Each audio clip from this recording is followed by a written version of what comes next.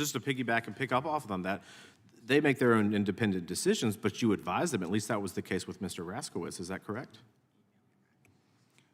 Our primary business is advising our clients on where they can connect with audiences. That's Correct. So, for instance, Mr. Raskowitz one-on-one can go to Unilever or Coca-Cola or somebody like that and talk about why it's reprehensible that Twitter does this or that that things aren't taken down, and he can advise those particular clients on why it's important not to advertise on certain sites.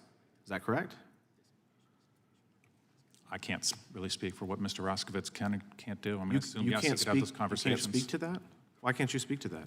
I don't know what Mr. Raskowitz does. Well, let me ask you this. What sites, I think Mr. Shapiro laid out a pretty good question earlier. What conservative sites are considered brand safe, according to your metrics? Name me like 1, 2, 5. Fox? Fox News. Sure. Fox News online or TV? Both. Okay. What are any other sites? I don't have the full definition of what you would consider conservative versus progressive.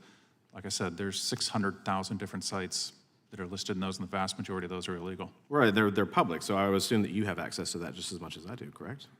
Sure. So sites like John Stossel's website, that's a mandatory exclude, PragerU, The Federalist, Town Hall, Breitbart, Daily Caller, Newsmax, Washington Examiner, One America News, TuckerCarlson.com, those are all on the mandatory exclusion list?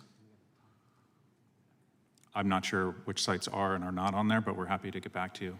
Well, I mean, I would assume that you didn't just wake up out of bed and pop up into a congressional hearing today, correct? You prepared for this? Yes, sir. Did you, and this was not part of your preparation for a hearing today in front of this committee to defend the actions of these entities and organizations? You never thought, and your team never thought to look at and examine what sites were considered okay and not? We've looked at that, yes. So you can't tell me today what sites, other than Fox News, what conservative sites are considered brand safe? Not at this point, no. What liberal sites have been put on your risky list? I'm not aware of the specifics on the site, sir. See, I just find that, I mean, this is deeply troubling, and this is why we have such a problem with it, with you and Unilever and everybody that's in here, is that you dance around this word salad that everything is okay. In the meantime, you have people like Mr. Raskowitz who call it reprehensible that a social media company won't take down what he deems harmful content. Do you see the problem here and why the American people are distrustful of entities like yours and others who decide what content is safe and not, and what content is problematic and not? It's the man behind the curtain. It's the Wizard of Oz. And you were right in the middle of that, and that's why people are distrustful of you.